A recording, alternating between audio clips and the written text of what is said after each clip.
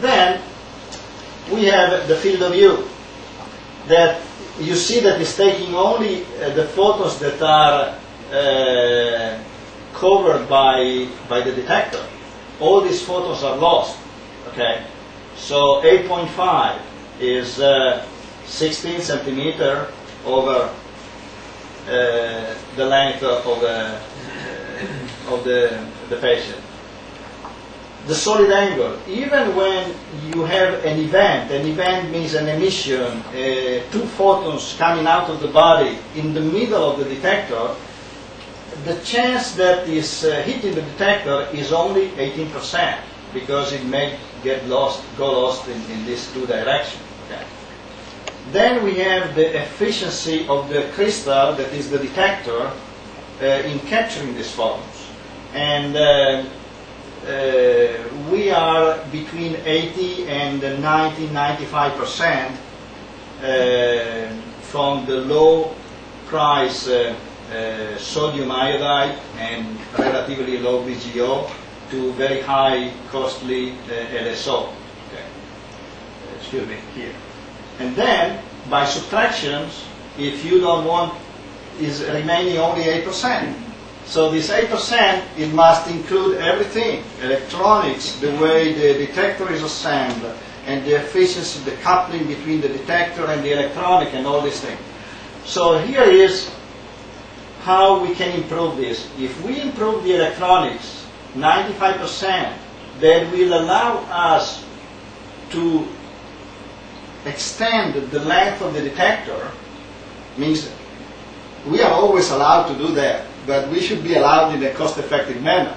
It means that here there is no point of increasing, and several people attempt to do this in the past, but because the electronic was saturating with this little amount, then there was no point of spending more money and putting more detector.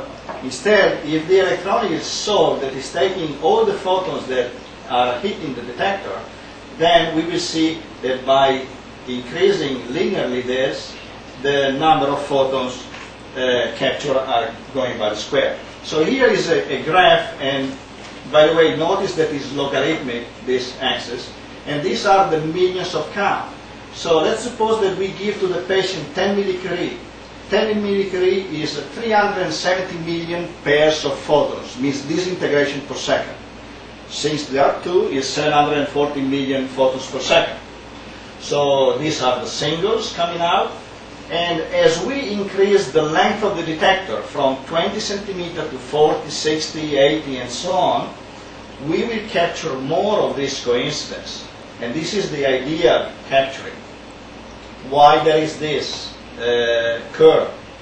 Because at the knee, after the knee to the leg, the improvement, the slope of this curve is not as sharp as before, because less photons in the legs and the feet. Okay, so I don't claim that we should go to the ideal curve, because that will require expensive crystal, expensive electronics. So, but if we can optimize the electronic with the crystal and with also the cost, then we can get very close to that.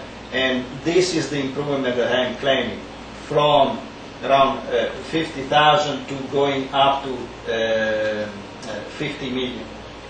And that is that in fact is 1,000. So my claim of the book and all the description of the technology is saying only 400. So I am conservative, although theoretically, ideally, is 1,000 because of the not perfect crystal and all the other components. Then one can optimize again cost with the performance. Now let's define and make sure that we understand each other when we say efficiency. Okay, efficiency I intend by pairs of photons in time coincidence detected by the instrument divided by the radiation activity in the patient during the scanning time. So it's very easy, very simple concept that everybody can check. Just ask the doctor how many millicurie did you give me, and then ask the technician how many did your machine capture. That's as simple as that. Limiting factor in a current path.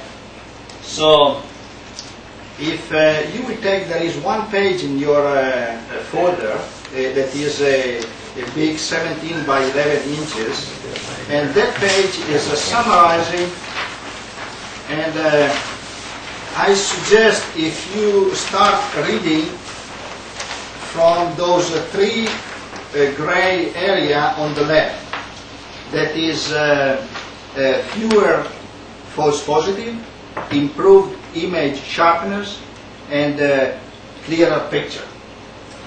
So on top of that, there is a comparison of the technology. On the left, we have what is implemented in most of the PET detector now, let's say over 90%. And it's a design that is called block detector, invented by Casey and Ronald Nutt, CDI sequence. And this consists of a small camera, 2x2 photomultiplier. A photomultiplier is a sensor.